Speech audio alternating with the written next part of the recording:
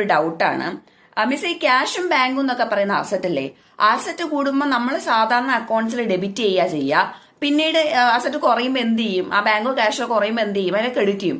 പിന്നെ എന്തുകൊണ്ടാണ് bank reconciliation ചെയ്യുമ്പോൾ ബാങ്കിൽ പൈസ കൂടുന്നതിനെ ക്രെഡിറ്റ് എന്ന് പറയുന്നതും ബാങ്കിനെ പൈസ കുറയുന്നതിന് ഡെബിറ്റ് എന്നും പറയുന്നതും? അതെന്താ അതിന്റെ കോൺസെപ്റ്റ്? എടാ, നമുക്കത് സിമ്പിൾ ആയിട്ട് പഠിക്കാം.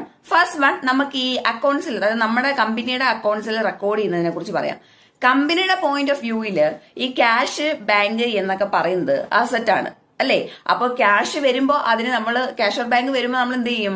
ഡെബിറ്റ് ചെയ്യും. പിന്നീട് എന്ത് ചെയ്യും? ആ ക്യാഷ് ഓർ ബാങ്ക് കമ്പനിയിൽ നിന്ന് പോവുകയാണെങ്കിൽ അതിനെ ക്രെഡിറ്റ് ചെയ്യും. ഇനി നമുക്ക് ബാങ്കിലേക്ക് വരാം. ബാങ്കിൽ എന്തുകൊണ്ട് ഡെബിറ്റ് ക്രെഡിറ്റ് വരുന്നു നോക്കാം. ബാങ്കിനെ സംബന്ധിച്ചിടത്തോളം കസ്റ്റമർ കൊണ്ടുതരുന്ന പൈസ എന്ന് പറയുന്നത് എന്നാണെങ്കിലും കസ്റ്റമർക്ക് തിരിച്ചു കൊടുക്കേണ്ടതാ. That means liability.